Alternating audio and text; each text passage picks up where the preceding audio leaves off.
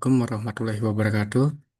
Kita dari kelompok 5, kita akan menjelaskan mengenai bagaimana cara mengaudit menggunakan aplikasi Atlas. Sebelum ke materi, perkenalkan nama saya Ardiansyah Wijayanto dan ada rekan saya Diva Malik, Muhammad Khairul Hadi, dan Siti Siva. Oke, langsung aja ke materi pertama. Oke,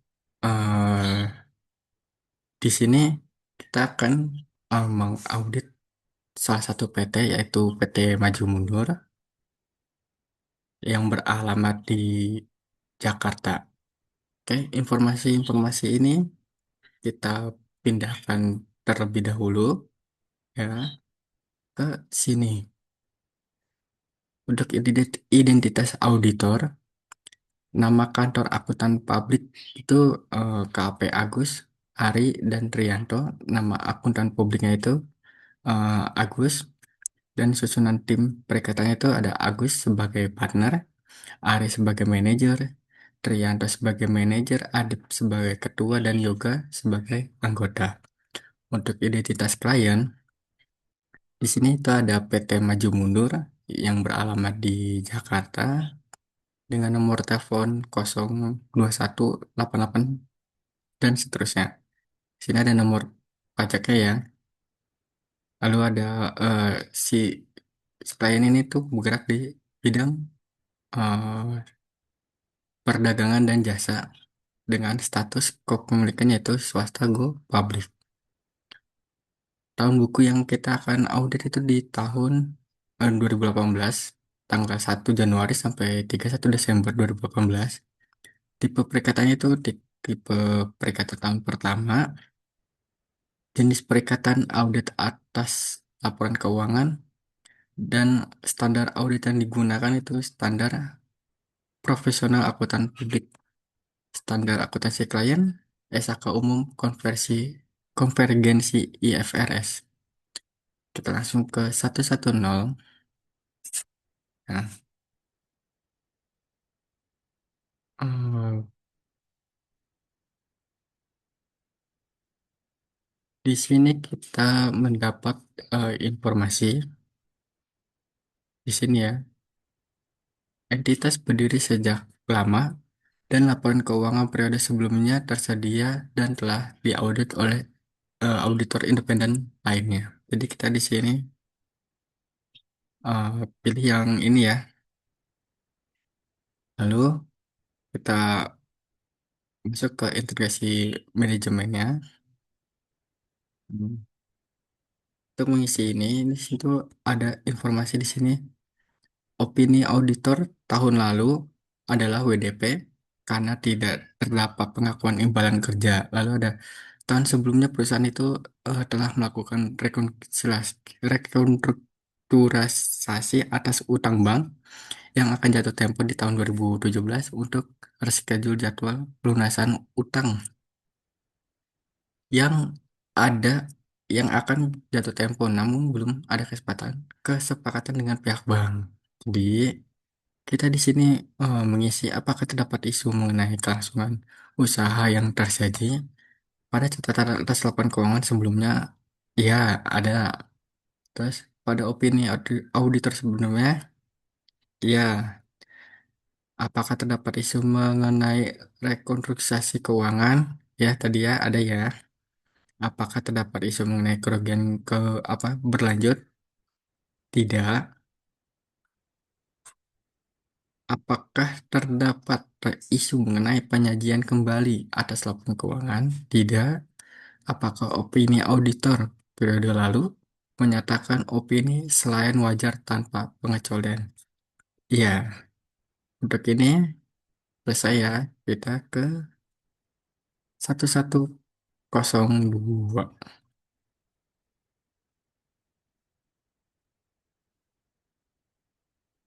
Nah, untuk misi ini itu di sini dikatakan pada analisa integrasi manajemen terdapat indikasi bahwa pihak-pihak yang berhubungan istimewa bereputasi buruk serta penggunakan pengguna LK tersebut merupakan pengurus partai politik.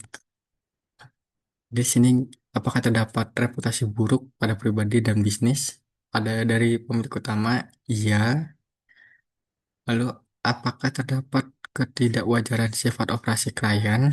Iya juga. Apakah terdapat informasi kurang baik yang berhubungan dengan perilaku pemilik utama? Iya. Apakah klien secara agresif berusaha menekan fee jasa profesional KHP serendah mungkin? Tidak ada.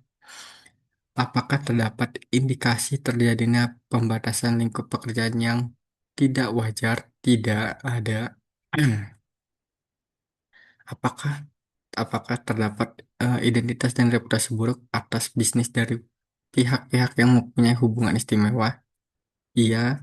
Apakah terdapat dua auditor independen untuk melakukan audit atas laporan keuangan pada periode yang sama? Tidak. Apakah terdapat alasan yang tidak wajar atas penunjukan dan penggantian KP sebelumnya? Juga tidak. Oke, kita langsung ke A1103 akan mengisi eh, ini ya. Oh,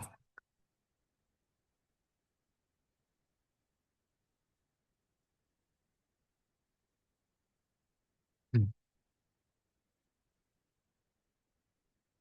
ini ya. Sini ada nama-nama personel KP-nya ya. Ada Agus, ada Ari, Trianto, dan Gary. Itu kita masukkan ke sini ya. Kita tulis kembali di sini dan jabatannya juga jangan lupa. Nah, di sini jabatannya ya sampai staff untuk eh, pengalaman bidang audit. Nah, di sini kita tulis sesuai ya 10, 8, 6, 4 dan seterusnya. Sini terus apakah ada batasan waktu?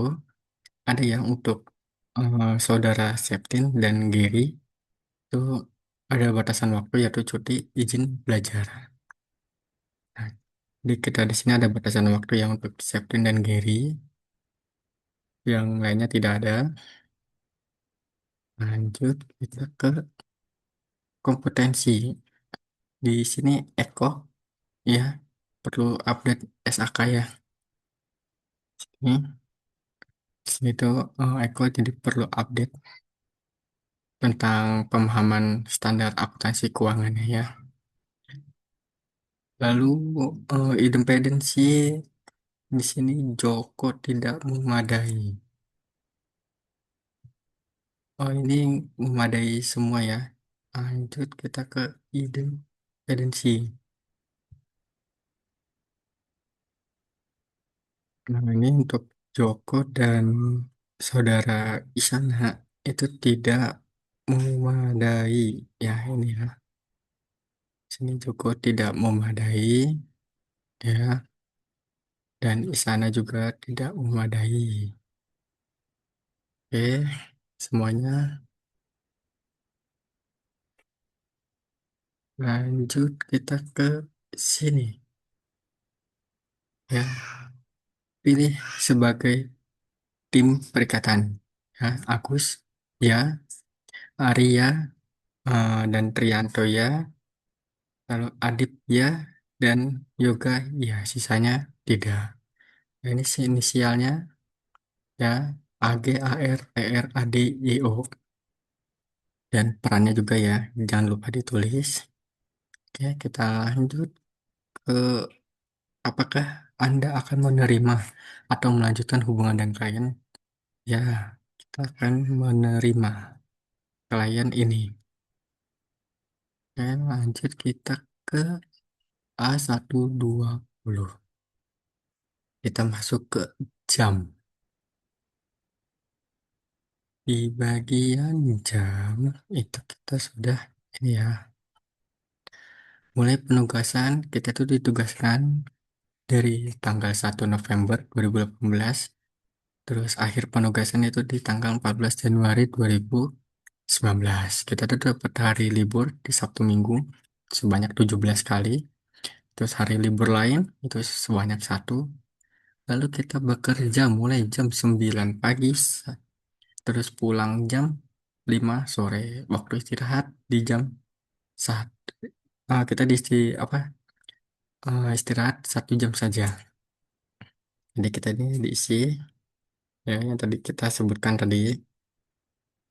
Saya habis itu kita masukkan yang ini alokasi sini ya. Alokasinya kita pindahkan ke sini atau sudah sesuai. Lanjut kita ke konten selanjutnya yaitu surat perikatan. Nah, di surat perikatan itu ini ada ya. Pastikan dalam surat perikatan setidaknya tersaji penanggalan surat sesuai dengan tanggal yang disepakati. Ya, ada permohonan surat sesuai dengan tertib administrasi yang berlaku. Ya, eh, penjelasan tujuan dan ruang lingkup audit. Ya, terus ada di sini ya persetujuan dan pengakuan tanggung jawab manajemen atas. Ada penyusunan laporan keuangan sesuai kerangka pelaporan keuangan yang berlaku. Ya, pengendalian internal internal agar laporan keuangan bebas dari salah saji material. Ya, terus di sini ya ada memberikan kepada auditor akses ke semua informasi yang relevan. Ya, informasi tambahan yang diperlukan. Ya, akses ke semua personil. Iya, bentuk komunikasi yang diharapkan dalam penyampaian hasil audit. Iya, ekspektasi penyampaian representasi tertulis. Iya, terus ada penyajian draft laporan keuangan tepat waktu. Ya, pengacuan ke bentuk dan isi laporan keuangan. Laporan yang akan dikeluarkan oleh auditor dan suatu pernyataan bahwa dalam kondisi tertentu terdapat kemungkinan laporan yang dikeluarkan berbeda bentuk dan isinya dengan hasil yang diharapkan. Ya, pasal kerahasiaan kecuali diminta oleh hukum, regulator, asosiasi profesi, ya, tidak menjanjikan opini wajar tanpa pengecualian, ya, perhatian khusus terhadap peraturan yang berlaku bagi klien, ya. Langsung ke konten selanjutnya, surat tugas. Hmm. Surat tugas di sini tuh ada isinya ya. Tujuan surat tugas sesuai dengan nama klien. Iya. Eh, penanggalan surat sesuai dengan tanggal perikatan. Ya. Penomoran surat sesuai dengan tertib administrasi yang berlaku. Ya. Nama tim perikatan sesuai dengan nama personil KAP yang dipilih. Iya. Kita juga sudah isi ya. Periode periode pelaksanaan perikatan sesuai dengan rencana. Iya. Oke. Ini kita sudah isi. Lanjut ke eh, surat, tadi surat tugas ya. Kita ke pernyataan independensi. Nama klien dan form independensi sesuai dengan yang direncanakan. Ya, nama tim perikatan yang tertera dalam form independensi sesuai dengan surat tugas. Ya, seluruh tim perikatan telah menandatangani form independensi ya. Form independensi tertanggal sebelum atau pada tanggal perikatan dimulai. Ya. Ya, untuk eh, bagian pernyataan Indonesia sudah kita isi. Kita ke komunikasi tim perikatan. Hmm. Ya, di bagian komunikasi itu ada apakah tim perikatan memahami ruang lingkup pekerjaan yang akan dilaksanakan? Ya. Apakah tim perikatan memahami periode pelaksanaan audit? Ya. Apakah tim perikatan memiliki keahlian dan keterampilan yang memadai? Ya. Apakah tim perikatan memahami hal-hal khusus untuk industri klien? Iya. Terus konsultan selama perikatan, permasalahan yang diajukan, ya. Data yang tersedia juga, iya. Saran tindakan kesimpulan, iya. Para penandatangan tim juga, ya. Oke. Kita masuk ke perikatan tahun nama. Hmm. Di sini itu terdapat informasi ya. Di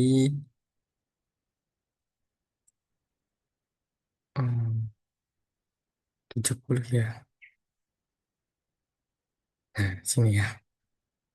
Terkait perikatan tahun pertama, KP itu telah mengirim surat komunikasi ke auditor terdahulu, namun tidak memperoleh jawaban.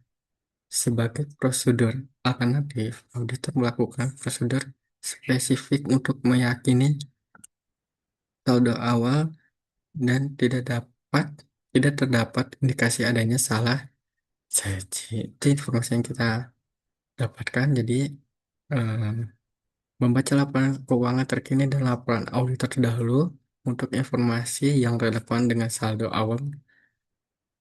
Ya, lalu melakukan salah satu atau lebih terdapat review kertas kerja auditor pendahulu jika laporan keuangan tahun lalu telah diaudit.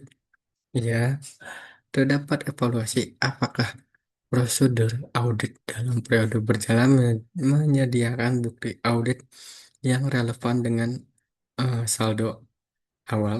Ya, terus yang C, melakukan prosedur audit spesifik untuk memperoleh bukti yang terkait dengan saldo awal. Ya, yang terus ada ketiga, terdapat bukti audit yang cukup dan tepat bahwa saldo akhir periode lalu secara benar dipindahkan ke periode berjalan atau jika tepat telah disajikan kembali. Ya, terdapat bukti audit yang cukup dan tepat bahwa saldo awal telah mencerminkan penerapan kebijakan akuntansi yang semestinya, ya. Apakah saldo awal mengandung salah satu material? Ya, oke. Untuk risk assessment akan dijelaskan oleh Diva.